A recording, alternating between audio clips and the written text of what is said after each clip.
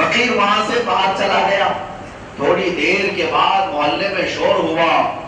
پتہ یہ چلا کہ فقیر نہیں وہ ایک ڈاکو آیا تھا، عورتوں کی عزت پر حملہ کر رہا تھا. سیدنا عبد القادر جیلانی رضی اللہ تعالیٰ عنہ کو اللہ تعالیٰ نے نجابت، شرافت سب پیدائشی عطا فرمائی.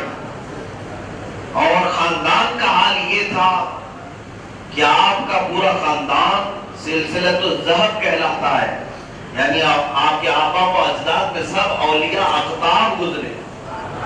آپ کے والد گرامی ابو صالح موسیٰ جنگی دوست اور آپ کی والدہ مکرمہ سیدہ ام الخیر، یہ دونوں کا جوڑا اس وقت مثالی تھا.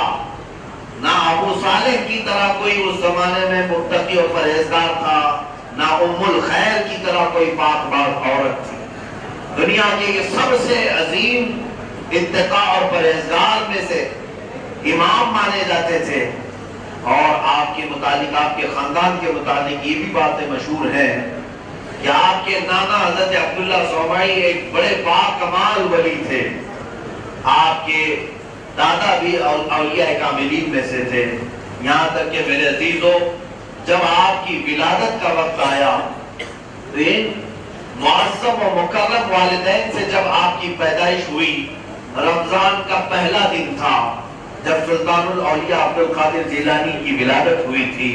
اور صبح آپ کی ولادت ہوئی، شام افطار تک آپ نے اپنی ماں کے دودھ کو منہ تک نہیں لگایا.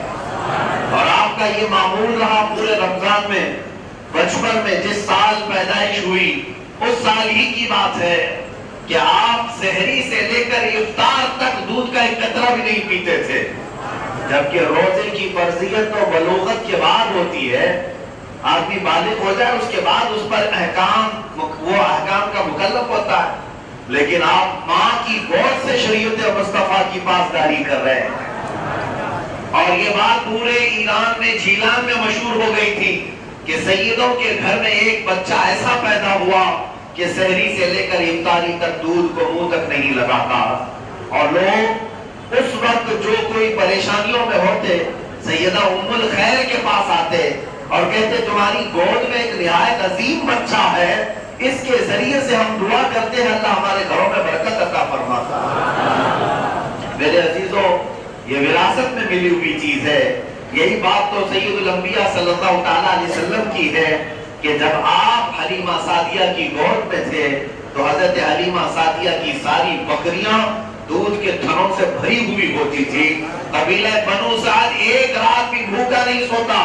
یہاں تک کہ اگر کسی کے گھر میں فاقہ بھی چلتا تو لوگ سیدھے کہتے جاؤ حلیمہ کے گھر میں دودھ ملے گا ہی ملے گا، کیونکہ وہاں مبارک محمد کی پرورش ہو رہی ہے. اسی طرح جب ام الخیر کی گود میں سیدنا عبد القادر جیلانی کی پرورش ہوتی تھی، پورے جیلان والے اپنی مصیبتوں کے حل کے لیے اسی گھر میں آیا کرتے تھے اور یہاں سے کچھ نہ کچھ لے کر کے جایا کرتے تھے. اور آپ کو ایک بات میں بتاؤں کہ پیدائشی اولیاء میں چند ہی اولیاء کا ذکر آتا ہے، اس میں سلطان الاولیاء سیدنا عبد القادر جیلانی کا بھی ذکر ہے. وہ اس طرح کہ آپ کی والدہ کہتی ہیں کہ میں حمل سے تھی، میرے پیٹ میں جب عبد القادر تھے، پردے کی نہایت پابند خاتون. ایک بار گھر کے باہر ایک فقیر کوئی آیا بھیک مانگنے کے لیے، اور کوئی بھی آتا تو اس گھر سے واپس نہیں جاتا. ام الخیر فرماتی ہے کہ میں اپنے گھر سے کچھ چیزیں لے کر اس کو خیرات کرنا چاہتی. اچانک میرے پیٹ میں مروڑ شروع ہو گئی، اتنی تیز کہ میں اپنا پیٹ پکڑ کر پیچھے ہٹ گئی. پھر تھوڑی دیر کے بعد پیٹ صحیح ہوا تو پھر اٹھی خیرات کرنے کے لیے. پھر مجھے ایسا لگا اندر سے کسی نے چونٹی کاٹ لی ہے، بچہ میرا تیزی سے مجھے مروڑ رہا ہے، کاٹ رہا ہے. پھر میں پیٹ پکڑ کر باہر اندر بیٹھی رہ گئی. 2 سے 3 مرتبہ اس طرح ہوا، میں خیرات دے نہیں سکی. فقیر چلا گیا. فقیر وہاں سے باہر چلا گیا. تھوڑی دیر کے بعد محلے میں شور ہوا. پتہ یہ چلا کہ فقیر نہیں وہ ایک ڈاکو آیا تھا، عورتوں کی عزت پر حملہ کر رہا تھا. گھر گھر جا کر جو عورت تنہا ملتی اس کا ہاتھ پکڑ کر کھینچتا یا اس کی عزت پر حملہ کرتا. ام الخیر فرماتی ہیں اس کے بعد مجھے احساس ہوا کہ میرے پیٹ میں جو مروڑ ہو رہی تھی وہ اسی طرح نہیں، عبد القادر پیٹ میں بیٹھ لیے بھی ڈاکوؤں سے بچا رہا ہے، جو پیدا ہونے سے پہلے اپنی ماں کی حفاظت کرتا ہو اور اللہ نے اسے مقام غوثیت جب عطا کیا ہے تو بغداد میں بیٹھ کر ہم غلاموں کی کیسے دستگیری نہ کریں؟ اسی لیے تو اعلیٰ حضرت فاضل بریلوی نے یوں عرض کیا تھا بارگاہ غوثیت میں، میری قسمت کی قسم کھائے سگانے بغداد، ہند میں رہ کے بھی دیتا رہوں پہرا تیرا۔ اور عزیزان گرامی، اب بات اگر میں کہوں سیرت غوث اعظم میں بڑی باتیں ہیں، میں اصل آپ کو جو چیز چاہیے اس کی طرف میں آتا ہوں کہ اصل سیرت غوث پاک رضی اللہ تعالیٰ عنہ کو ہر جوان بچے کو پڑھنا چاہیے۔ پہلے ایسا ہوتا تھا، میں خود اپنے بچپن کی بات بتاؤں تحدیث نعمت کے لیے، کہ بچپن میں سونے کے وقت ہمارے ماں یا ہمارے گھر کی بڑی عورتیں اگر کہانیاں سناتی تھی تو غوث پاک کی کہانیاں سناتی، صحابہ کی سناتی۔ آج بھی ہوں گے بہت سارے گھروں، ہم نے کتاب میں شاید کبھی پڑھا ہو یا بہت زمانے کے بعد پڑھا ہو، لیکن بچپن سے بستروں میں سوتے ہی ہمیں یہ واقعہ معلوم تھا کہ وہ جیلان سے بغداد کا سفر کر رہے تھے، بیچ میں ڈاکوؤں نے حملہ کیا تھا۔ بچوں نے سنا ہوگا، ہم بڑے شوق سے یہ بار بار کہانی سنتے تھے اور بار بار کہتے بھی تھے کہ کہانی ہمیں پھر سے سنائے۔ ڈاکوؤں نے حملہ کیا، شیخ عبد القادر جیلانی قدس اللہ سرہ شریف کو ان کی ماں نے 40 دینار جبے میں سل کے دیے تھے، اور آپ سے ڈاکو نے جب پوچھا تمہارے پاس بھی کچھ ہے تو آپ نے کہا ہاں ہے، اور یہاں رک کر کے مائیں نصیحت کرتی تھی کہ بیٹا دیکھو سچ ہی بولنا چاہیے اور جھوٹ کبھی نہ کہیں، چاہے تمہاری جان جانے نہ آئے، جان پر کوئی چیز آ جائے۔ میرے عزیزوں، سیرت غوث پاک رضی اللہ تعالیٰ عنہ کا ایک ماحول تھا ہمارے گھروں میں، اب وہ مفقود ہوتا چلا گیا۔ میں آج تنبیہ کر کے گزرنا چاہتا ہوں کہ پھر سے اس ماحول کو اپنے گھروں میں دوبارہ لاؤ کہ اپنے بچوں کو سونے کے وقت موبائل پکڑا کر اور ٹیلی ویژن کے سامنے سوتے ہوئے نہ گزارو، ان کو مقدس صحابہ، تابعین، اولیاء کاملین کی سیرتیں سناؤ، غوث پاک کی کہانیاں اور واقعات انہیں سناؤ، تبھی یہ جوان بن کر کے غلام غوث تو بنے گا، غلام غریب نواز بنے گا۔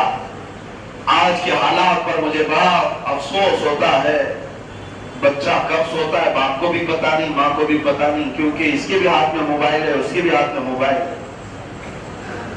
اور بچوں کو اگر تھوڑا زیادہ ضد کرنے لگے تو موبائل پکڑا کر دونوں ماں باپ الگ کر دیتے ہیں، کسی کے پاس وقت نہیں ہے، کون سنائے گا کہانی اور کون سنائے گا یہ واقعات۔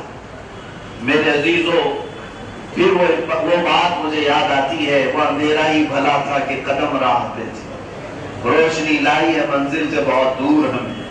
آج حالات ایسی ہو گئے، ترقی ترقی ترقی کے نام پر یہ روحانیت ختم کی جانے لگی۔ ایک جلسے میں میں تھا تو وہاں پر بھی اس بات کی میں نے تنبیہ کی تھی، مشکل سے شاید اس مجمع میں 100-200 لوگ رہے ہوں یا جتنے بھی رہے ہوں، لیکن شاید اس مجمع میں 10 یا 20 لوگ ہوں گے جو سن رہے ہوں گے، باقی 180 لوگوں کے ہاتھ میں موبائل ہی تھا جو اس طرح سے پکڑے ہوئے کھڑے تھے۔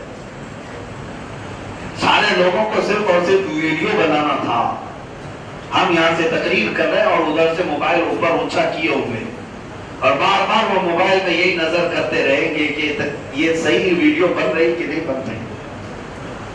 میں نے محسوس کیا کہ یہ روحانیت ختم ہوتی چلی جا رہی، اور میں نے ان جوانوں سے مشورہ دیا، ان سے میں نے مشورتاً یہ عرض کیا کہ اگلی بار جب میں مجمع میں آؤں تو ایک کام کریں، کسی ایک آدمی کو وکیل بنا کر سارے موبائل بھیج دیں، آپ اپنے گھروں میں بیٹھے رہیں، تاکہ موبائل ہی ہماری تقریر سن کر کے چلے جائیں۔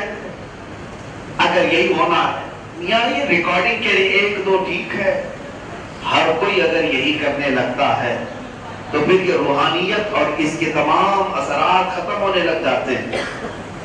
میں یہ بیچ میں جملہ معترضہ کے طور پر عرض کیا، تربیت کے لیے میں کہوں گا کہ جب آپ اپنے بچوں کے ساتھ تنہائی میں ہو یا رات کا وقت ہو تو انہیں اولیاء کاملین، سلف صالحین کے واقعات ہی سناؤ۔ آپ کو ایسا لگتا ہوگا کہ یہ سمجھ نہیں پائے گا بچہ میرا، میں سناؤں گا تو اس کو جملے ہاتھ لگیں گے، ایسا کبھی مت سوچنا۔ اس لیے کہ ان اولیاء کے ناموں میں بھی اتنی برکت ہے کہ گونگے بھی بولنے لگتے ہیں، اور وہ جس ذہن میں جاتے ہیں موت تک اس کے ذہن سے اور دل سے وہ واقعات ختم نہیں ہوتے۔ آپ کا کام ہے سنانا، اور مولا تبارک و تعالیٰ کی شان ہے ان کے دلوں میں بٹھانا۔ آپ نے اگر کوشش ہی نہیں کی تو یہ آج کے نوجوان جس طرح سے بھولتے جا رہے، ایک زمانہ آئے گا کہ پھر انہیں شیخ عبد القادر جیلانی غوث اعظم کا نام بھی یاد نہیں رہ جائے گا۔ عزیزان گرامی، یہ محفلیں بھی ہونی چاہیے لیکن اپنے گھروں میں تربیت کا ماحول بھی ہونی چاہیے۔ آپ سیرت کے چند گوشے آج میں آپ کے حوالے کر رہا ہوں، اس نیت سے حوالے کر رہا ہوں کہ ہر باپ اس کو محفوظ رکھے اور اپنے بچوں کو یہ تمام چیزیں منتقل ضرور کرے، اپنے بچوں تک اس کو ٹرانسفر کرتا رہے گا۔ سیدنا غوث اعظم عبد القادر جیلانی رضی اللہ تعالیٰ اپنی ماں کے سائے عاطفت میں پلتے رہے۔ جیلان آپ کا گاؤں، جیلان ایران کا ایک علاقہ ہے، آج بھی ہے، وہاں آپ کی ولادت ہوئی۔ بچپن میں جب آپ کی عمر 5-6 سال کی ہوئی تھی یا 7 سال کی، جب آپ قریب کے مدرسے میں جاتے تھے، ایک مرتبہ کا واقعہ آپ خود بتاتے ہیں، ایک گائے مجھے اچھی لگی تو گائے کے پیچھے پیچھے میں چلتا رہا کہ اس گائے کو پکڑ لوں۔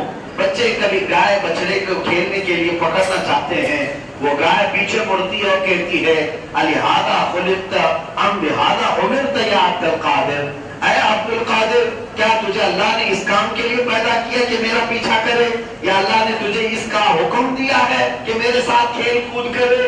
گائے نے جب یہ کہا، وہ سلطان الاولیاء ہے۔ پھر میں بات عرض کروں، جس طرح اللہ نے سید الانبیاء کو معجزات میں جانوروں کی بولیاں عطا کی تھی، اس سید الاولیاء کو بھی کرامات میں جانوروں کی بولیاں بھی عطا فرمائی۔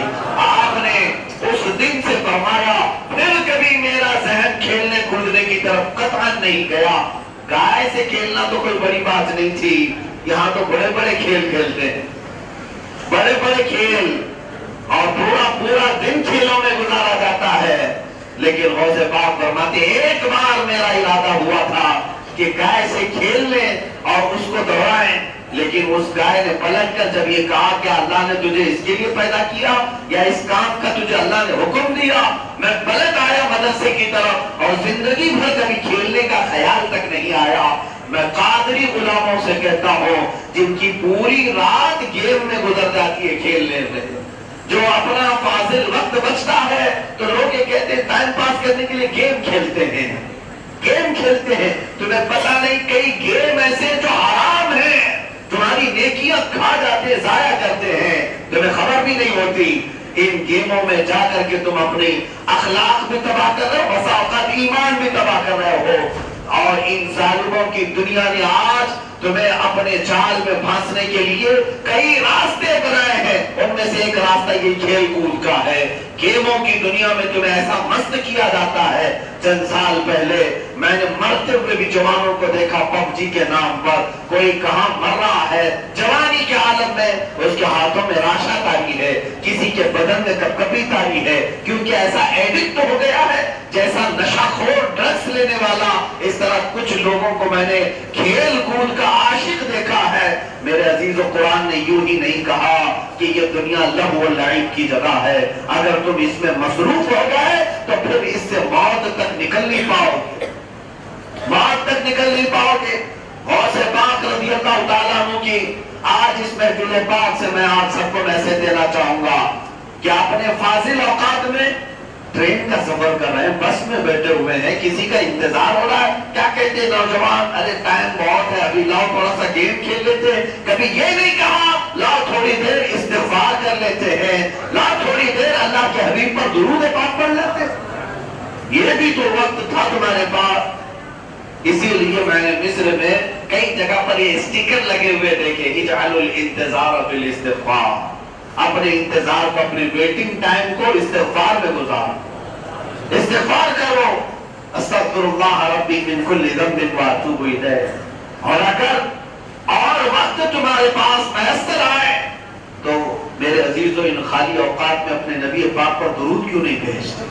کیا اس سے زیادہ بہتر کوئی غذا ہے تمہارے لیے؟ تمہاری روح کی بھی غذا ہے، جسم کی بھی غذا ہے. اور درود پاک جب کثرت سے پڑھو گے تو میرے نبی کا قرب بھی ملے گا. گیم کھیلنے سے کیا ملنا ہے؟ کیا ملتا کیا ہے؟ ٹائم تو ضائع ہو گیا کھیل کود میں. نہ تمہارا ذہن کچھ صاف ہو سکا، نہ تمہیں مالی کچھ مدد آ سکی، سوائے اس کے کہ اس کا نشہ چڑھا اور کچھ بھی نہیں ہوتا. لیکن اسی اوقات کو اگر مصطفیٰ کریم کی بارگاہ میں محبت سے دین ایوبی کے نام پر دوسری طاقت ابھر کر کے نکلی ارطغرل غازی کے نام پر. یہ غوث پاک کی کرامات میں بتا رہا ہوں، یہ غوث پاک کی سیاست اور ان کی اصلاح کا نتیجہ ہے. یہ خلافت عثمانیہ جس سے قائم ہے، خلافت عثمانیہ کے جو موجود اعلیٰ موری سے آنا رہے، یہ سب کے سب تربیت یافتہ رہے شیخ اعظم محی الدین ابن عربی کے. ابن عربی کون ہے؟ یہ غوث پاک کے روحانی بیٹے ہیں. ان کی تربیت سے ایک خلافت عثمانیہ کی شکل آئی پوری دنیا میں، جس نے 650 سال خلافت قائم کی، سلطنت قائم کی. اور دوسری طاقت ابھر کر آئی تھی صلاح الدین ایوبی کے نام پر، اور تیسری طاقت آئی تھی، یہ بھی غوث پاک کی سیاسی اصلاحات کا ہی نتیجہ تھا، شہاب الدین غوری کے نام پر، جو سرکار غریب نواز کے ذریعے سے غوث پاک رضی اللہ تعالیٰ عنہ کا. یہاں پر میں تفصیل میں نہیں جا رہا ہوں، آپ کو یہ بات بتا رہا ہوں، ان کی سیاسی اصلاحات کے نتیجے پر 3 بڑی طاقتیں اس دنیا پر آئی ہیں. ان کا تینوں کا کنیکشن غوث پاک کے دربار سے، تینوں کا کنیکشن. اور تینوں اپنے وقت کے ایسے شیر تھے جن کے بارے میں یہ کہنا بالکل مجھے سچ لگتا ہے، چاہے وہ صلاح الدین ایوبی ہو، چاہے وہ سلطان عثمان غازی ہو، چاہے وہ شہاب الدین غوری ہو، ان تینوں کا حال یہ تھا. ان پر یہ بات کہنا مجھے بالکل برابر لگتا ہے، کیا دبے جس پہ حمایت کا وہ بنجا تیرا، شیر کو خطرے میں لاتا نہیں کتا تیرا.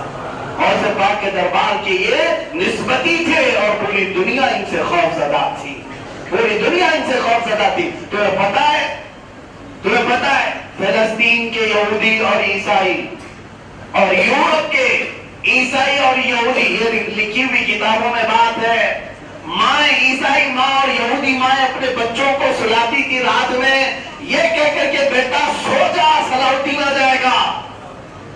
یہ ڈراتے ہیں نا بچوں کو کہ یہاں بیٹا سو جا، پولیس آ جائے گا، بوڑھا آ جائے گا. اس وقت یہودی اور عیسائی مائیں بچوں کو یہ ڈرا کر سلاتی تھی، بیٹا سو جا صلاح الدین آئے گا. یہ خوف صلاح الدین کا کس لیے تھا؟ اس لیے کہ وہ دربار غوث سے منسوب تھا، دربار غوث سے منسوب تھا، وہاں کا تربیت یافتہ تھا. عزیزان گرامی وقار، علماء سے میں آج اس منبر سے میسج ضرور دینا چاہوں گا. آج اللہ تعالیٰ نے آپ کو علم دیا ہے، عزت اور وقار عطا کی ہے، نیابت مصطفیٰ عطا کی ہے، تو اس کا صحیح معنوں میں استعمال کریں. یہ نہیں کہ کسی نیتا کے پاس جا کر 5000 روپے لے کر کے آ جائیں، کہے کہ ہم اپنی قوم کو آپ کے حوالے کر دیں گے. نہیں، آپ ایسی بے نیازی دکھاؤ کہ وہ تمہاری قوم کا لیڈر ہوگا، جو امت مصطفیٰ کی صحیح معنوں میں ترجمانی کرے گا، حضور کی امت پر آئی ہوئی تکالیف کا ڈٹ کر مقابلہ کرے گا. وہ تمہارا لیڈر ہے، وہ تمہارا ہیرو ہے. یہاں خواہ مخواہ چھچوروں کو چوہوں کو لیڈر بنا کر کے ان کے پیچھے ایسے نعرے لگاتے ہیں کہ یہ کنگ ہے، یہ سلطان ہے، یہ فلانا ہے، یہ ٹھکانا ہے. دیکھو تو یہ کسی کی ساری میں بیٹھا ہے، کسی کی دھوتی میں بیٹھا ہوا، کون سا شیر ہے یہ؟ میرے عزیزوں، یہاں اصلاح کی ضرورت آ گئی، اس لیے میں یہ سخت جملے استعمال کر رہا ہوں. اٹھو اگر نہ حشر نہ ہوگا پھر کبھی. اقبال نے کہا تھا نہ سنبھلو گے تو مٹ جاؤ گے ہندی مسلمانوں، تمہاری داستان تک نہ رہے گی داستانوں میں. یہ سیاسی اصلاحات تھی غوث پاک رضی اللہ تعالیٰ عنہ کی. وہ بات میں آپ کی بتا کر کے آپ اپنی گفتگو کو سمیٹتا ہوں. غوث پاک رضی اللہ تعالیٰ عنہ جب منبر پر کھڑے ہو کر کے خطاب کرتے تھے، فرمایا کہ کوئی مجمع ایسا نہیں ہوتا کہ جس میں لوگ بے ہوش نہیں ہوتے اور اس میں سے جنازے نہیں اٹھتے تھے. آپ کی خطابت کے بعد، آپ کی تقریر کے بعد لوگ اتنی توبہ کرتے، اتنا روتے. آپ نے شیخ احمد جان کا وہ واقعہ سنا ہوگا جو شیر کی سواری کرتے تھے اور غوث پاک کے دربار کا ایک کتا آیا اور دم زدن میں ان کے شیر کو چیر کر کے رکھ دیا، شیر کو پھاڑ دیا۔ یہ ایسی سنی سنائی بات نہیں، لکھی ہوئی کتابوں میں بات ہے۔ ایک پتلا دبلا پتلا کتا شیر کو پھاڑ دیا۔ کیوں میاں؟ اب تک تو سنا تھا شیر جنگل کا راجا ہوتا ہے، کتا کب سے راجا ہو گیا؟ بات در حقیقت یہ ہے، یہاں پر شیر اور کتے کا مسئلہ نہیں ہے، یہاں پر تو دربار غوث کی نسبت کا معاملہ ہے۔ آج چاہے وہ کتا ہی کیوں نہ ہو، اس دروازے سے نسبت کیا ہو جائے وہ شیروں پر بھی بھاری ہو جائے گا۔ عزیزان گرامی، اعلیٰ حضرت فاضل بریلوی رضی اللہ تعالیٰ عنہ کو پڑھتے ہیں، واہ کیا مرتبہ ہے غوث ہے بالا تیرا، اونچے اونچوں کے سروں سے ہے قدم، عورتوں کے سر وہاں تک نہیں پہنچ سکتے جہاں تک کہ غوث پاک کا قدم پہنچتا ہے۔ اولیاء اکرام کا مقام کیا ہے غوث پاک کے دربار میں؟ فرماتے اعلیٰ حضرت سر بھلا کیا کوئی جانے کے ہے کیسا تیرا، اے غوث سر بھلا کیا کوئی جانے کے ہے کیسا تیرا، اولیاء ملتے ہیں آنکھیں وہ ہے تلوار تیرا، جو ولی قبل ہوئے یا بعد ہوئے سب ادب رکھتے ہیں دل میں میرے آقا تیرا، اور سارے اقطاب جہاں کرتے ہیں کعبے کا طواف، کعبہ کرتا ہے طواف در والا تیرا۔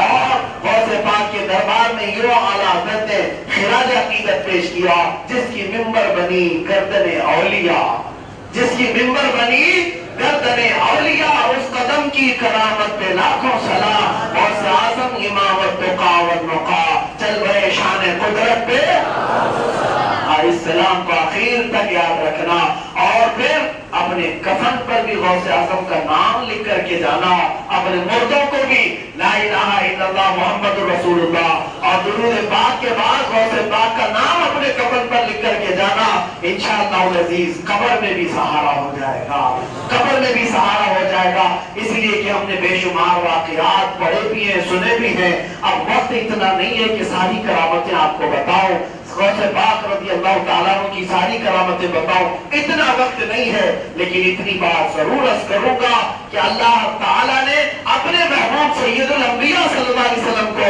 جیسے سارے نبیوں میں مقام عطا کیا ہے، ویسے غوث پاک کو سارے اولیاء میں مقام عطا فرمایا ہے، اور سارے نبیوں نے جس طرح محمد رسول اللہ کو معجزات عطا کی ہے، غوث پاک رضی اللہ تعالیٰ عنہ عکس جمیل ہے مصطفیٰ کریم صلی اللہ علیہ وسلم کے، اور آپ نے خود اپنے قصیدے میں بھی کہا سارے اولیاء کسی نہ کسی نبی کا پرتو ہوتے ہیں، اور میں الحمدللہ محمد مصطفیٰ کا پرتو بن کر آیا ہوں۔ مولا ہمارے گردنوں پر غوث پاک کی قادریت کا پردہ آخری سانس تک قائم ہو جائے، ہم سب کو قادری غلاموں میں رکھ مولا، قادری کر قادری رکھ قادریوں میں اٹھا، قادری کر قادری رکھ قادریوں میں اٹھا، قادری کر قادری رکھ قادریوں میں اٹھا، قدر عبد القادر قدرت بما کے واسطے، وآخر دعوانا الحمدللہ رب العالمین۔ ہماری ترقی کی ہوگی، ہر گھڑی تمہاری مصطفیٰ کریم کی بارگاہ میں مقبولیت کی ہوگی۔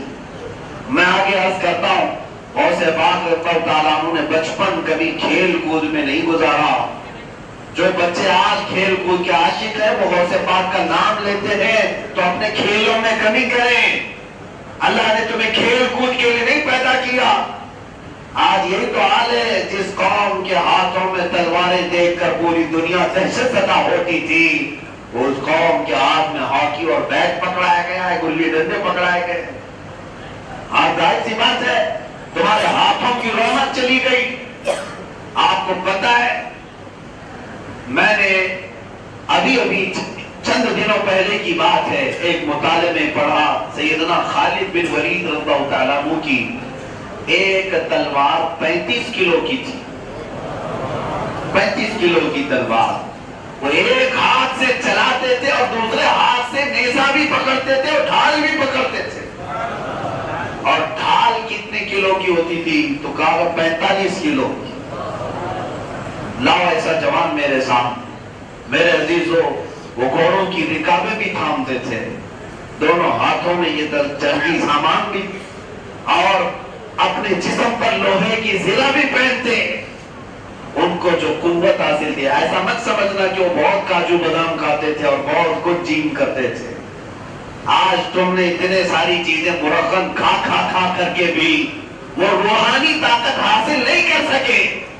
تمہاری باڈی اور تمہاری طاقت اور تمہاری کھیل کو صرف اور صرف مظلوموں کو مکہ دکھانے کی طاقت رہ گئے. باقی ان کی جو طاقتیں تھی میرے عزیزو، اللہ نے انہیں روحانی طاقتیں عطا کی تھی. کیوں؟ اس لیے کہ انہوں نے اپنے جسموں کو اور اپنے اوقات کو کھیل کود میں نہیں گوایا تھا، بلکہ اللہ اس کے رسول کی رضا کے لیے اپنا ہر وقت انہوں نے بتایا تھا. اعلیٰ حضرت اسی میں فرمایا دل لہو میں کھونا تجھے، شب صبح تک سونا تجھے، شرم نبی خوف خدا یہ بھی نہیں وہ بھی نہیں. ان چیزوں سے باز آئے. غوث پاک کی سیرت کا یہ حصہ ہے، اس لیے مجھے یہ وقت عرض کرنی پڑی کہ آپ نے زندگی بھر کبھی کھیل کود کی طرف توجہ نہیں فرمائی، کھیل کود کی طرف نہیں.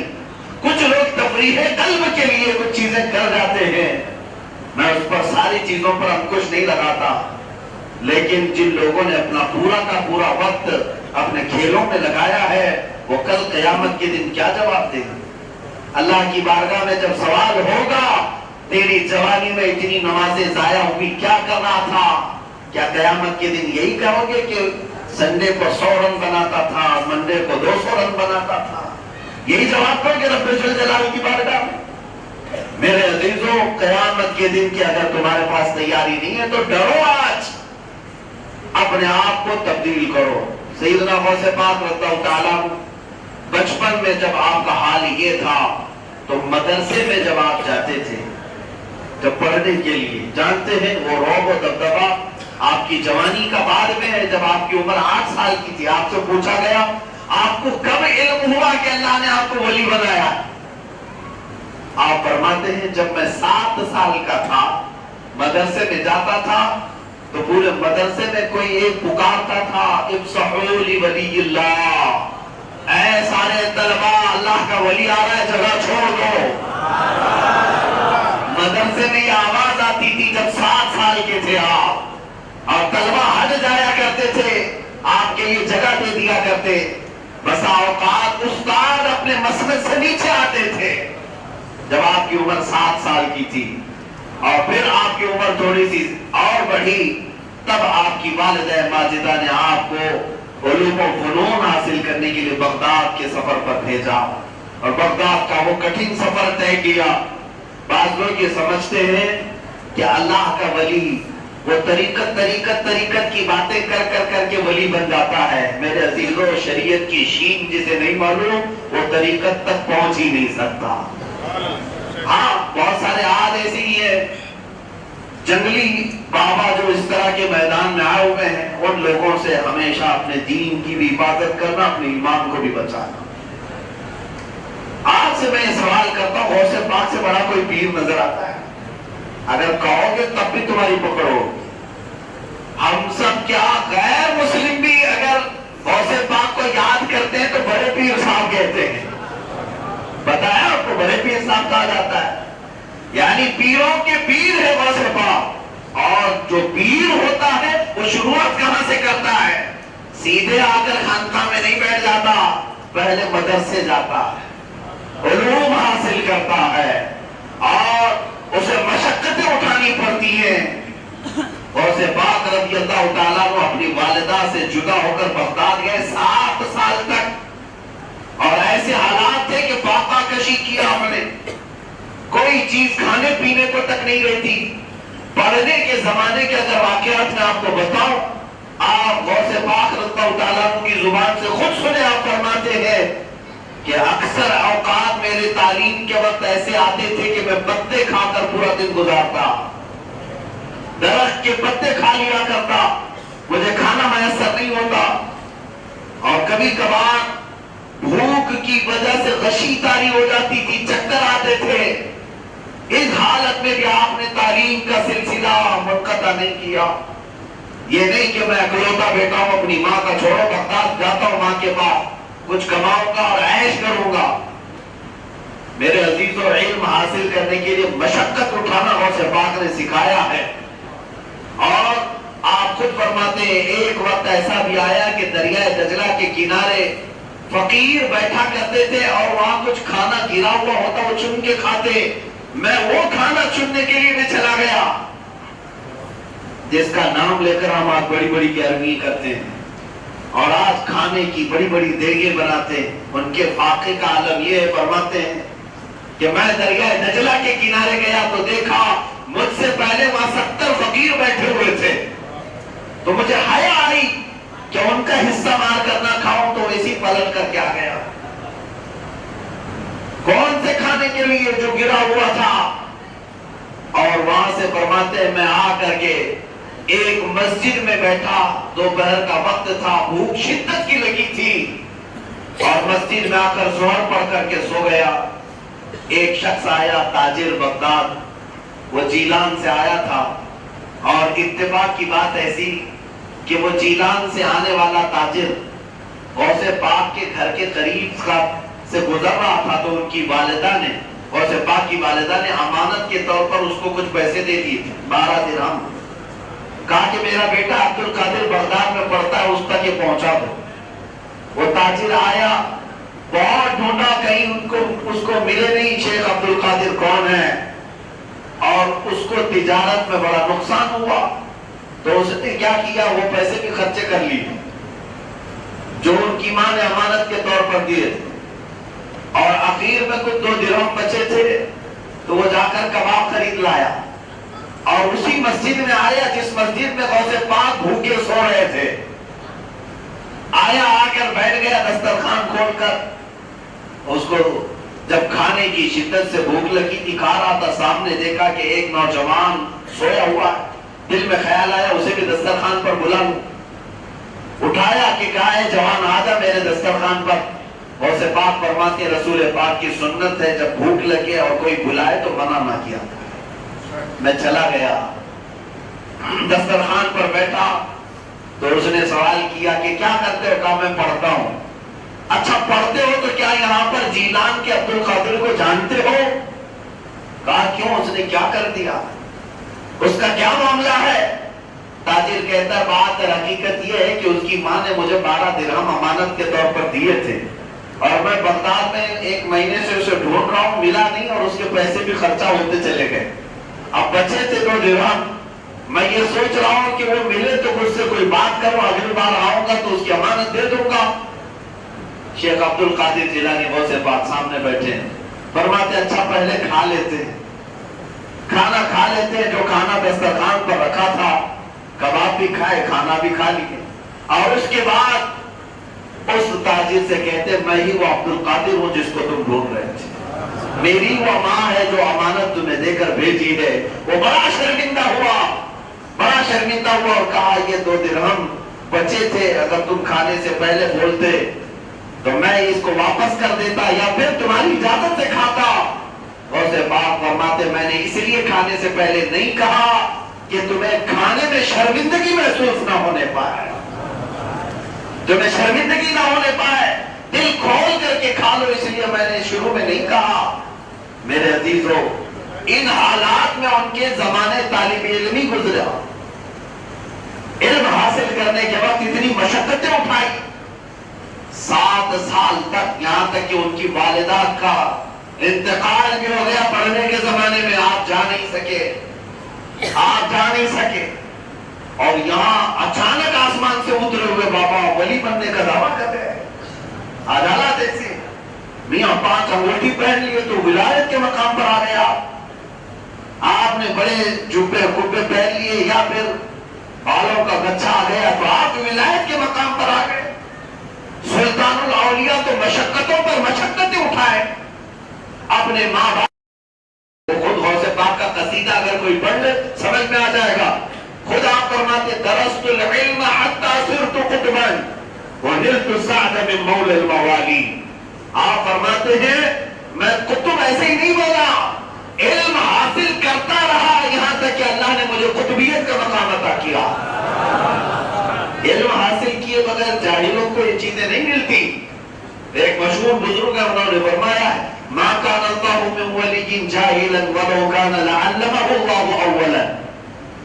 अल्लाह का कोई वली जाहिल नहीं होता, कोई वली जाहिल नहीं होता, और अगर कहीं पढ़ा नहीं है तो अल्लाह पहले उसे पढ़ाता है फिर विलायत देता। پہلے اسے علم دیتا ہے پھر ولایت. اب یہاں سے یہ بات سیرت غوث پاک میں سمجھ کر کے چلو میرے عزیزو، بے علم کے کوئی ولایت کا دعویٰ کرے تو فضول ہے. وہ عالم ہو، علم والا ہو اور شریعت مصطفیٰ کی پاسداری کرتا ہو، حضور کی شریعت چھوڑ کر کے کوئی ولایت کا مقام حاصل کر ہی نہیں سکتا. حضور کے شریعت کو چھوڑ کر کچھ نہیں ہو سکتا. اب یہاں پر میں آپ کو غوث پاک کی ایک بات عرض کر دوں، ان کے نزدیک ولی کون تھا؟ آپ کی کسوٹی تو بہت الگ تھی، آپ کا معیار تو بہت بلند تھا. ایک بار بغداد میں مشہور ہوا، دریائے دجلہ کے کنارے اللہ کے ایک ولی آئے، بڑے عبادت گزار، لوگوں کی بھیڑ لگ گئی ملنے کے لیے. غوث پاک اس وقت موجود تھے بغداد میں. آپ سے جب کہا گیا تو آپ بھی چل پڑے مصلی لے کر کے، اللہ کے کوئی ولی آئے ہیں، میں بھی ملاقات کروں گا. جب غوث پاک وہاں پہنچے تو وہ اللہ کے ولی جا چکے تھے، نہیں تھے وہاں، وہ کہیں اور منزل پر نکل پڑے. غوث پاک فرماتے ہیں کہ مجھے بڑا افسوس ہوا کہ اللہ کے ایک ولی سے میں ملاقات نہیں کر سکا. پھر لوگوں سے پوچھا کہ بتاؤ وہ عبادت کہاں کرتے تھے؟ تو لوگوں نے بتایا یہ ریتی ہے جو بالو پڑی ہوئی تھی، اس بالو پر ہی وہ عبادت کرتے تھے. غوث پاک گئے تو وہاں عبادت کے، نماز کے نقش، ان کے ہاتھوں پیروں کے نشان بنے ہوئے تھے. ہاتھ پیر کے جو نشان تھے بنے ہوئے تھے، ان نشانوں کو غور سے دیکھ کر غوث پاک فرماتے ہیں تم دھوکہ کھا گئے، وہ جھوٹا آدمی ہے، وہ اللہ کا ولی نہیں تھا، تم کس کو اللہ کا ولی سمجھ لیے؟ لوگوں نے کہا وہ پابند تھے، نمازیں بھی پڑھ رہے تھے، پرہیزگار بھی تھے، آپ نے دیکھا بھی نہیں اللہ کا ولی، آپ نے ان کو انکار کر دیا. غوث پاک نے فرمایا میں دیکھ رہا ہوں کہ وہ نماز پڑھتا ہے تو اس کی انگلیوں کے نشان نظر آ رہے ہیں، 10 انگلیاں دیکھو غور سے، جب وہ سجدے میں جاتا ہوگا تبھی کی تو یہ انگلیوں کے نشان ہیں. لوگوں نے کہا جب وہ سجدے میں جاتے ہوں گے تبھی تو یہ انگلیوں کے نشان ریت پر پڑتے ہیں. غوث پاک فرماتے ہیں دیکھو غور سے دیکھو، اس کی 10 انگلیاں کھلی ہوئی دکھ رہی ہے، جبکہ میرے آقا کی سنت ہے سجدے میں انگلیاں جمی ہوئی ہونی چاہیے. رسول اللہ کی سنت ہے سجدے کے بعد انگلیاں جمی ہوئی ہونی چاہیے. جو رسول پاک کی ایک سنت پر عمل نہیں کرتا وہ عبد القادر کے نزدیک اللہ کا ولی نہیں ہو سکتا.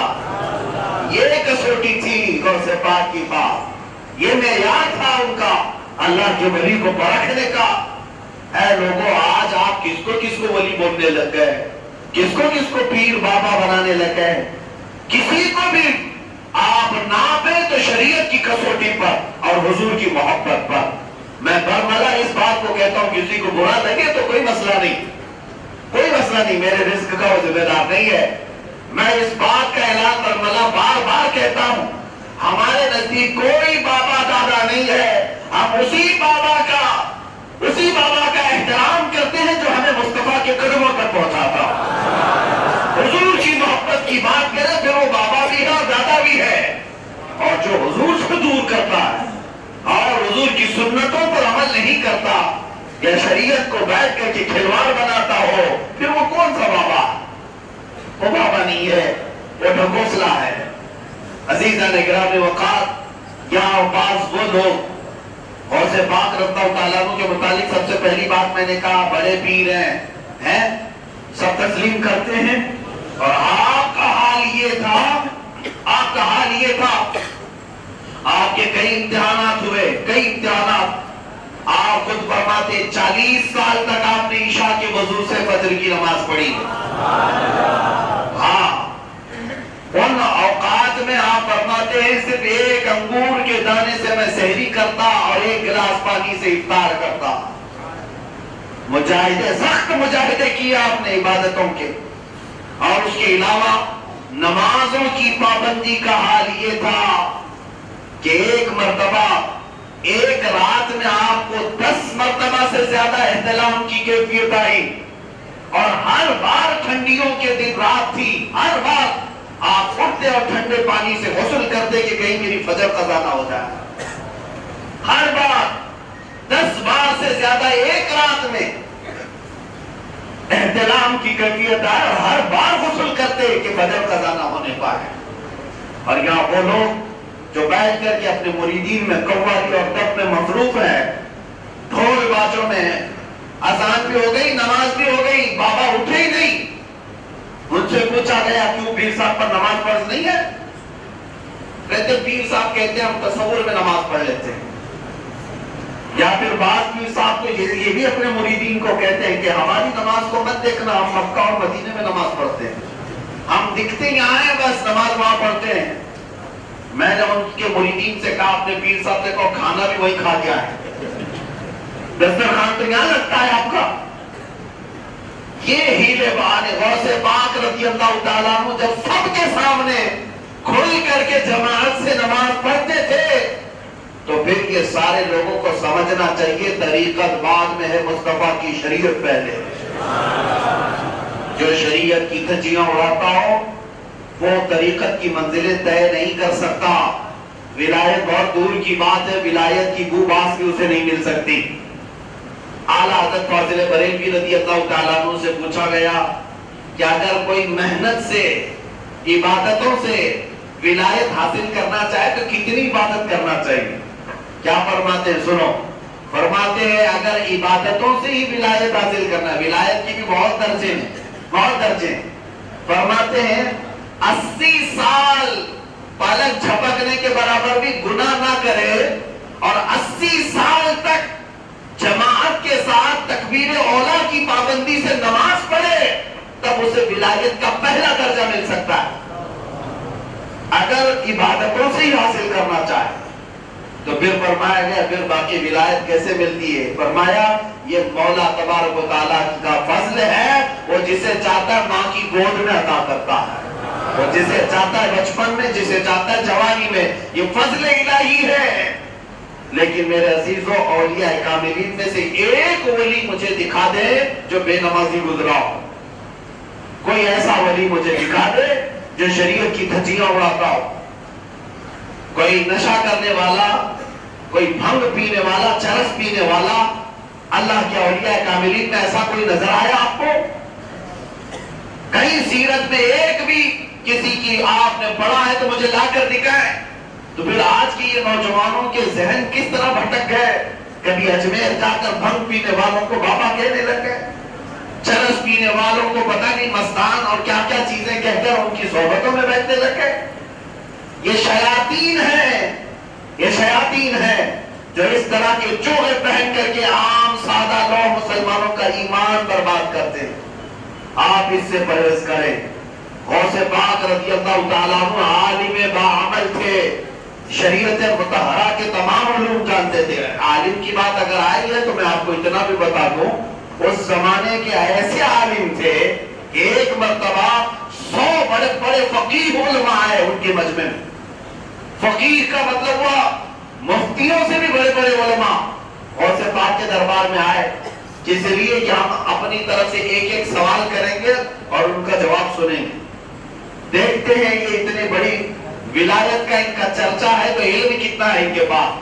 वो 100 उलमा आए मजलिस में बैठे और से पाक रज़ी अल्लाह तआला अन्हु सबका इस्तेमाल किया अपने मजमे में और नजरें नीचे झुकाकर फिर आपने नजरें उठाई और सबको एक मर्तबा देखा, गौर से देखा तो रिवायात में है कि वो जो 100 बड़े बड़े फकीह उलमा आए थे, एक एक अपने जहन में सवाल लेकर आए थे, सबके दिलों से पता नहीं सारे सवालात का इल्म भी खत्म हो चुका था।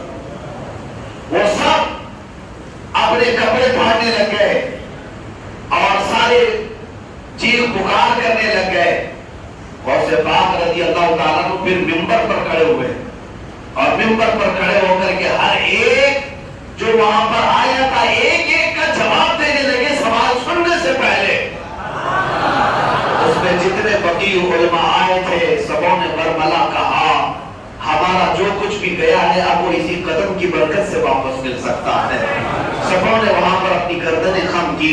अजीजा ने गौसे पाक की सीरत में बचपन में आपने खेल कूद की तरफ तवज्जो नहीं फरमाई और बचपन में ही उलूम दीनिया की तरफ आपने सफर फरमा लिया और 7 या 8 साल तक पढ़ते रहे। उसके बाद भी कई उलमा से आपने इल्म हासिल किया, फिर दरसगाह में बैठे और पढ़ाया भी, 1 2 नहीं हजारों शागिर्दों को तैयार किया। ہزاروں شاگردوں کو، اور جو غوث پاک کے شاگرد تھے وہ علم تو حاصل کرتے ہی تھے، لیکن اپنے علاقے میں جانے کے بعد ان کو قطبیت کا مقام بھی ملا کرتا ہے۔ غوث پاک رضی اللہ تعالیٰ عنہ عالم شریعت تھے، اس کو بار بار میں ریپیٹ کر رہا ہوں، اسی لیے کہ ولایت کو اگر کہیں پر بھی دیکھنا ہو تو علم دین کی بنیاد پر دیکھنا، شریعت مصطفیٰ کی بنیاد پر دیکھنا، محبت مصطفیٰ کی بنیاد پر دیکھنا۔ اگر یہ چیزیں نہیں ہیں تو ولایت نہیں ہے۔ ہاں کوئی جادوگر آ کر کے تمہارے پاس جادو تو دکھا سکتا ہے، اسے کرامت نہیں کہا جا سکتا۔ کرامت صرف وہی ہے جو عشق مصطفیٰ میں ڈوب کر کے دکھائے جائے۔ حضور کی محبت میں جو فدا ہے وہی کرامت دکھا سکتا ہے، باقی سب جادوگری ہے، شعبدہ بازی۔ غوث پاک رضی اللہ تعالیٰ عنہ کی سیرت طیبہ کا یہ انمول خزانہ جو آپ کو میں بتا رہا ہوں، علم دین سے دوری ہلاکت ہے۔ آپ کے خطبات کا مجموعہ ہے، آپ کے خطبات جو آپ نے خطبے دیے وہ سارے جمع ہیں ایک کتاب میں، اور اس کتاب کو میں نے پڑھا تو اکثر خطبوں میں غوث پاک علم کی تلقین کرتے اور فرماتے کہ جہالت سارے بیماریوں کی جڑ ہے، سارے گناہوں کی جڑ ہے۔ کہ آدمی جاہل رہے گا تو حرام کیا حلال کیا کچھ پتہ نہیں چلے گا، اور کفر شرک کیا ہے، ایمان و اسلام کیا یہ بھی پتہ نہیں چلے گا۔ آدمی کب کافر ہو سکتا ہے، کب مسلمان ہو سکتا ہے، جاہل رہنے پر بڑا نقصان ہے۔ غوث پاک نے بارہا تنبیہ فرمائی کہ کوئی جاہل نہ رہے، علم کی دنیا میں ضرور قدم رکھنا اور اپنے بچوں کو بھی جاہل نہ رکھنا۔ آج کے حالات پر یہ بات میں عرض کر رہا ہوں کہ مسلمانوں میں یہ کثرت سے رواج پکڑنے لگ گیا کہ بچے یوں ہی جوان ہوتے چلے گئے اور ان کو قرآن پاک کے حروف تک یاد نہیں ہو سکے، حدیث رسول کے چند جملے نہیں آتے۔ میرے عزیزو، جہالت اسی کو کہا جاتا ہے۔ تم بڑے ڈاکٹر بن گئے، تمہیں نماز جنازہ نہیں آتی، جاہل کہلاؤ گے، جاہل کہلاؤ گے۔ اسی لیے حضور پاک کی شریعت کا علم اتنا حاصل کرنا ہر مسلمان پر فرض ہے جتنا اس کی زندگی کی ضروریات میں سے ہے۔ جو چیزیں حلال ہیں، حرام ہیں، واجب اور فرض ہے، یہ تمام چیزیں سیکھنا فرض ہے آپ پر۔ قرآن پاک تجوید سے پڑھنا فرض ہے آپ پر، اس کے بغیر نماز نہیں ہے۔ وضو، غسل، طہارت کے مسائل فرض ہے سیکھنا۔ یہاں نوجوانوں کی عمر 40-50 سال کی ہو گئی، غسل کے فرائض نہیں معلوم کر سکے، وضو کے فرائض نہیں معلوم کر سکے، دیکھا دیکھی چلتا رہ گیا، جمعہ کی رکعتیں نہیں معلوم، فجر کی نماز کے طریقے نہیں معلوم۔ عزیزان گرامی وقار، اگر اسی طرح جہالت میں تم سے گناہ ہوئے تو قیامت کے دن دو سزائیں دی جائیں گی، ایک گناہ کرنے کی سزا اور ایک نہ سیکھنے کی سزا۔ علم کیوں نہیں حاصل کیا اس کی سزا الگ، اور گناہ کیوں کیا اس کی سزا الگ۔ اس لیے ماحول اپنا علم کا پیدا کرو، اپنے بچوں کو ہلکے میں نہ لینا۔ جس طرح اسکول نہ جانے پر آپ سرزنش کرتے ہیں، ڈانٹ ڈپٹ لگاتے ہیں، اسی طرح قرآن پاک کے اسباق اگر نہیں پڑھا، مدرسے کی بھی خیر خبر لیا کرو کبھی آ کر کے۔ کیوں نہیں پوچھتے کہ میرا بچہ اتنے سال سے ابھی تک قرآن مکمل کیوں نہیں کر سکا؟ آپ اپنے ماں باپ یہ ایکٹیویٹی کیوں نہیں دکھاتے اپنے بچوں کے سلسلے میں؟ کوئی بچہ 6 سال سے مدرسے میں پڑھا ہے اور ابھی پہلا پارہ بھی مکمل نہیں ہوا، کیوں نہیں کیا؟ استاد کی کوتاہی ہے یا طالب علم کی کوتاہی ہے یا گھر والوں کی کوتاہی ہے؟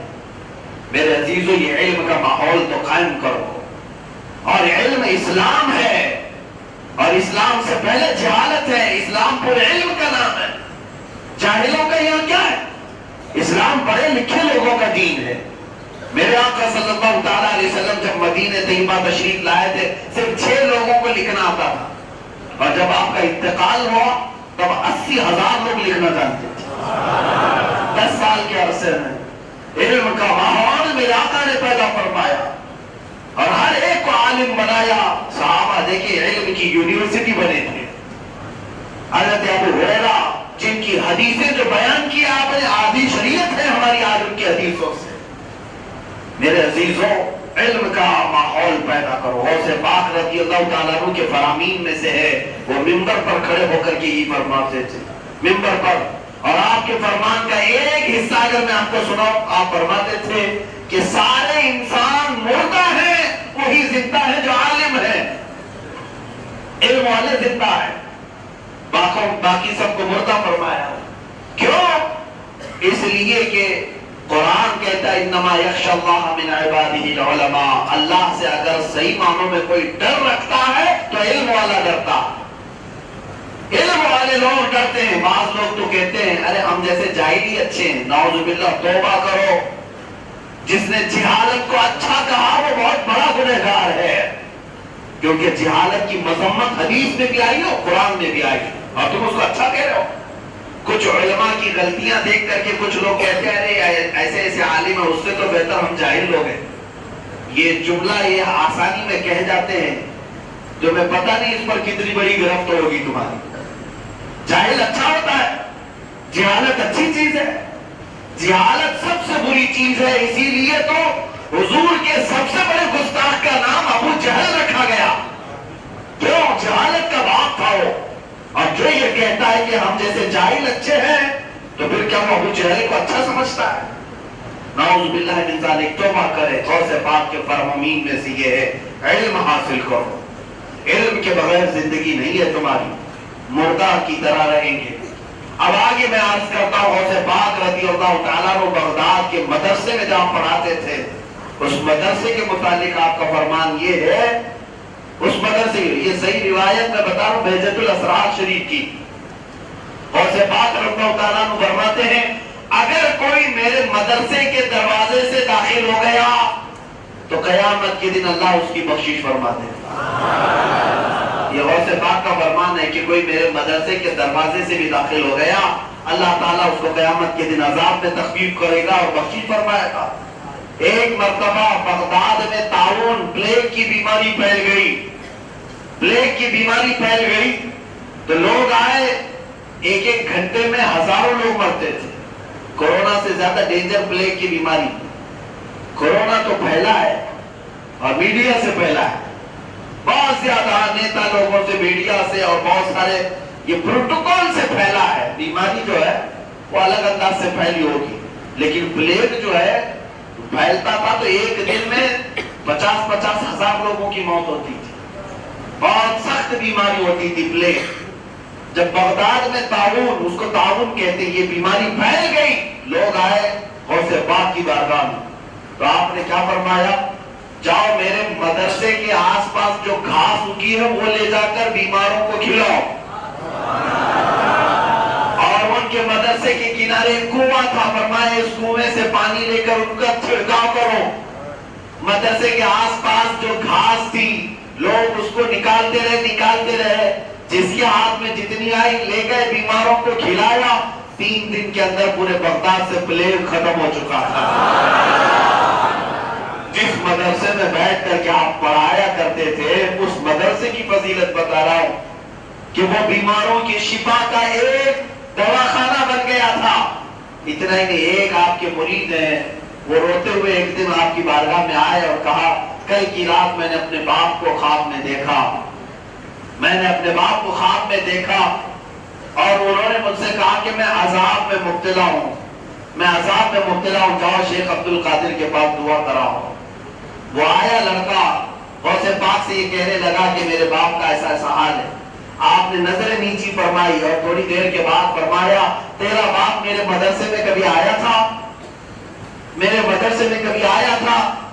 تو اس کے بیٹے نے کہا کہ ہاں، ہمارے والد ایک مرتبہ کسی عالم کو اندر داخل کرنے کے لیے آئے تھے، کہا پھر جاؤ، واپس چلے جاؤ۔ وہ واپس چلا گیا۔ اس دن رات کو خواب میں دیکھتا ہے اس کا باپ خواب میں آیا اور کہنے لگا بیٹا مبارک ہو، تو ادھر عبد القادر جیلانی کے پاس گیا، ادھر اللہ نے مجھے اٹھا کر جنت میں بھیجا، میرا عذاب بھی ختم ہو گیا، میں تو اب باغیچوں میں ٹہل رہا ہوں، لیکن تو وہاں کی حاضری پر پابندی کرنا، جاتے آتے رہنا۔ میرے عزیزو، یہ عام لوگوں کی بولی ہوئی باتیں میں نہیں کہہ رہا ہوں، مستند کتابوں میں آئی ہوئی روایات درج کر رہا ہوں۔ غوث پاک کے مدرسے میں جا کر آئے تو قبر میں عذاب میں تخفیف ہو۔ اب آپ اندازہ کریں، یہ مدرسے کی بات بار بار اس لیے کہہ رہا ہوں، غوث پاک کے دربار میں آنے والے کی بات نہیں کیا میں نے، ان کی خانقاہ میں آنے والے کی بات نہیں کر رہا ہوں، غوث پاک کے مدرسے میں اس لیے کہ جہاں علم حاصل کیا جاتا ہے وہاں شفا بھی ہوتی ہے اور وہاں اللہ کی رحمت بھی ہوتی ہے اور وہیں سے لوگوں کی نجات بھی ہے. اس چیز کو اندازہ کرو. اور اسی وجہ سے میں کہتا ہوں ہر گلی ہر علاقے میں مدرسہ بھی قائم رکھو. مدرسہ بھی قائم ہونا چاہیے. مدرسے ہمارے دین کی حفاظت کے ضامن ہیں. یہ وسیل ہے, یہ قلعے ہیں. اور آپ جو دیکھ رہے ہیں ماحول مدرسوں کو اس طرح سے آج دیکھا جا رہا ہے دہشت گردی کے اڈے ہیں. ہاں یہ جو ماحول چل رہا ہے آتنکیوں کو یہ گڑنے لگ گئے. کیوں میاں کیوں کر رہے ہیں؟ مدرسے کیوں کر رہے ہیں؟ اس لیے کہ انہیں پتا ہے یہ مدرسے باقی رہے تو انسان بنتے رہیں اور ان کو حیوان چاہیے. ان کو صرف وہ حیوان چاہیے جو پیشاب پیتا ہو گوبر کھاتا ہو. اور یہ مدارس انسان بناتے ہیں. انسان کا مطلب معمولی نہیں ہے. انسان تاج کرامت پہن کر کے آیا ہے. یہ رب ذوالجلال کا نائب مطلق ہے. انسان عزتوں کا مالک ہوتا ہے, غلاظتوں کا نہیں. اور یہ مدرسہ سکھاتا ہے کہ حلال کیا ہے حرام کیا ہے. اور مدرسہ ہی سکھاتا ہے کہ انسان کی زندگی عروج و ارتقاء پر کیسے جاتی ہے. اسی لیے یہ مدرسے آج گڑنے لگ گئے لوگوں کو اور تکلیف ہونے لگ گئی. کبھی مدرسے کی گرانٹ ختم کر دیں گے, کبھی مدرسے میں کچھ اور ہم داخل کر دیں گے, وہ کھوس دیں گے, یہ کھوس دیں گے. یو پی میں, بہار میں, آسام میں یہ جو معاملات چل رہے ہیں ان کے پیٹوں میں یوں ہی درد نہیں ہو رہا مدرسوں کو لے کر. کچھ تو ہے مدرسے میں, کچھ تو ہے. اور انہیں بھی اچھی طرح سے معلوم ہے کہ یہاں سے کوئی دہشت گرد نکلتا نہیں ہے. یہاں سے کوئی دہشت گرد نہیں نکلتا, کوئی آتنکواد نہیں نکلتا. انہیں خود بھی پتا ہے. لیکن انہیں یہ پتا ہے کہ آتنکواد اور دہشت گرد تو نہیں نکلتے. یہ مدرسوں کو اگر باقی رکھا گیا تو ایسے ایسے عالم نکلتے ہیں جن کی زبانیں لاکھوں کے دلوں پہ راج بھی کرتی ہیں. ہم بھی تو کسی مدرسے کی پروڈکٹ ہیں. آپ کے سامنے ہم جو بیٹھے ہوئے کسی مدرسے کی پروڈکٹ ہے. اور مدرسہ مسجدیں, دیکھیں آپ مسجدیں بناتے ہیں, مسجدیں پوری تعمیر کر لیا, سنگ مرمر بھی لگا دیا, اس میں پورے جھومر بھی لگائے, پنکھے بھی لگائے, ساری چیزیں. لیکن آباد کرنے کے لیے مدرسے کا ہی کوئی آنا پڑے گا. محراب میں وہی جائے گا جو مدرسے سے آیا ہوا ہو. اب آپ جاہل کو رکھ لیتے تو الگ بات, لیکن اصول تو یہی ہے مدرسے کا پڑھاؤ یا تو حافظ قرآن ہوگا یا عالم دین ہوگا, وہ محراب میں جاتا ہے. مسجد 50 کروڑ کی بھی کیوں نہ بن جائے, لیکن ایک غریب کسان کا بیٹا حافظ قرآن ہو تو وہی مسجد کو آباد کرتا ہے. ہاں, سیٹ لوگ مسجدیں بناتے ہوں گے لیکن مدرسے جو ہے مسجدوں کے امام تیار کرتے ہیں. مدرسوں کے امام بنانا اور ہے. اسی لیے غوث پاک رضی اللہ تعالیٰ نے پوری زندگی بھر مدرسے پر توجہ دی. مدرسے کا بہت بڑا آپ نے خیال فرمایا. یہاں تک کہ جس گدی پر آپ بیٹھے یہ عام لوگوں کی گدی نہیں تھی, یہ امام غزالی کی گدی تھی. جہاں سے امام غزالی درس دیا کرتے تھے غوث پاک اس پر بیٹھے. اور ایک وقت میں جب آپ خطاب کرتے, روایتیں بتاتی 70,000 کا مجمع سنا کرتا تھا. 70,000 کا مجمع. یہاں مائک لگا کر کے بھی ابھی ہمیں تکلیف ہو رہی ہے, ہم اپنی آواز نہیں پہنچا پاتے. لیکن وہ سلطان الاولیاء اس زمانے میں 70,000 سے جب خطاب کرتے تو روایات یہ ہے کہ پہلی صف والا جیسے سنتا ویسے آخری صف والا بھی سنتا. عزیزان گرامی وقار, اب یہ علم کی بات آئی ہے تو یہی بات میں عرض کر رہا ہوں کہ آپ کے خطبات غوث پاک آپ پڑھ لیں, اس میں آپ نے جو تلقین فرمائی سب سے زیادہ علم کی تلقین فرمائی. علم کی طرف آؤ, علم کی طرف آؤ, علم کی طرف آؤ. اور بے علم اور جاہل لوگ پوری دنیا کے لیے نقصان دہ ہیں, امت کے لیے بھی نقصان دہ. اور اسی لیے تو حدیث پاک میں یہ بھی ملتا ہے قیامت کی نشانیوں میں سے, قیامت کی نشانیوں میں سے ایک نشانی یہ بھی ہے اذا حسد الامر الى غیر اہلہ فانتظر الساعہ. میرے آقا فرماتے دین کے معاملات جاہلوں کے ہاتھ میں چلے جائیں گے تو تم قیامت کا انتظار کرو. قیامت کے قریب یہی سب چیزیں ہونے لگ جائیں گی, یہی سب چیزیں ہونے لگ جائیں گی. مجھے ایک بات ابھی یاد آتی ہے, امام صاحب کو لوگ इंटरव्यू लेने के लिए बैठते हैं कमेटी के लोग, मैं इनसे नहीं कह रहा हूं या फिर किसी को खास करके नहीं कह रहा हूं, आप बुरा ना माने, वैसे मैं जाओ बोलना है बोल देता हूं। होता है इंटरव्यू, अभी यहां पे भी चल रहा होगा, लेकिन आप इंटरव्यू ना देना। आलिम को एक आलिम का इम्तिहान लेना है तो किसी और बड़े आलिम को ले आओ, वो इम्तिहान लेगा, वो समझेगा। वरना तो यही होगा कि एयरपोर्ट में हमारे साथ भी ऐसे हुआ था, हमारे एक साथी थे, मिस्र का जो वीजा लगता था वो अरबी में लगता था, और जबरदस्ती जो है काउंटर पे बैठा हुआ, उसको कोई इससे ताल्लुक नहीं है, वो तो इमिग्रेशन वाला देखेगा, लेकिन काउंटर पे बैठा हुआ जबरदस्ती परेशान कर रहा था, वीजा कहाँ है, वीजा कहाँ है। वीजा दिखाया, उसे समझ में तो आना चाहिए। तो उसने कहा ये नहीं समझ में आ रहा है, तो हमारे साथी ने लिया और कहा, मैं पढ़ के सुनाता हूं। हमारे साथी थे, उन्होंने कहा सयक़ूलु सुफ़हाउ मिनन नासि मा वल्लाहु, कुरान की दूसरे पारी की आयत पढ़ रहे थे, वो कहा हाँ बस बस ठीक है।